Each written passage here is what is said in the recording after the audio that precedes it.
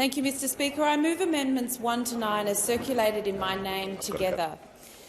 Mr Speaker, for the reasons I have outlined already in this place, I do not support this bill.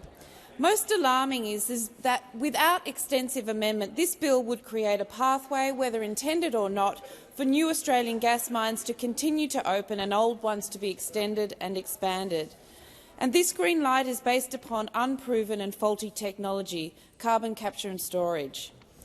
Carbon capture and storage has failed to meet expectations time and time again, including in Australia's enormous Gorgon Gasfield CCS project.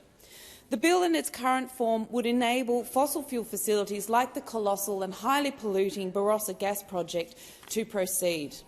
So in an attempt to improve and strengthen this bill and to ensure it's not misused as I have described, I'm proposing 3 categories of amendments.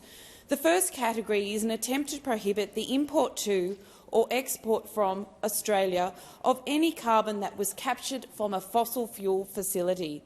This includes existing, new or expanded facilities.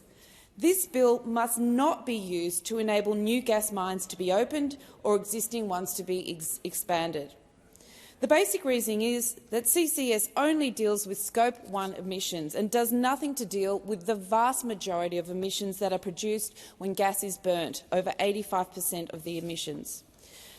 I'm also proposing a prohibition on the use of public money for any carbon capture and storage project that is in any way connected to fossil fuels.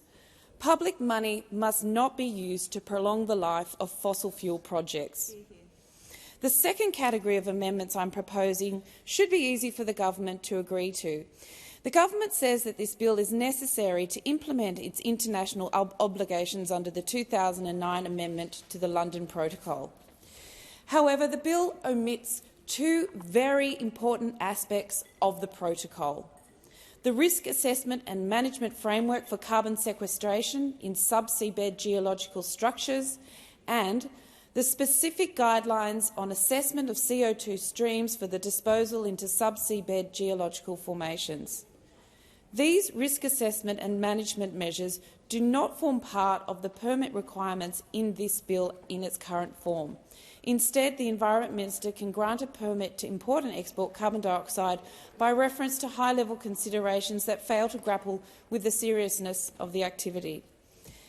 If the government is bringing this bill to comply with its international obligations, why would it only legislate the harmful aspects of those obligations and not the risk mitigation measures that accompany them?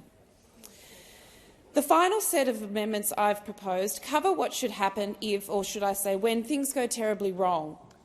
I believe it must be the companies who want to dump the carbon under the seabed and not the Australian taxpayer who are made liable for monitoring, maintenance and remediation of carbon and capture storage facilities.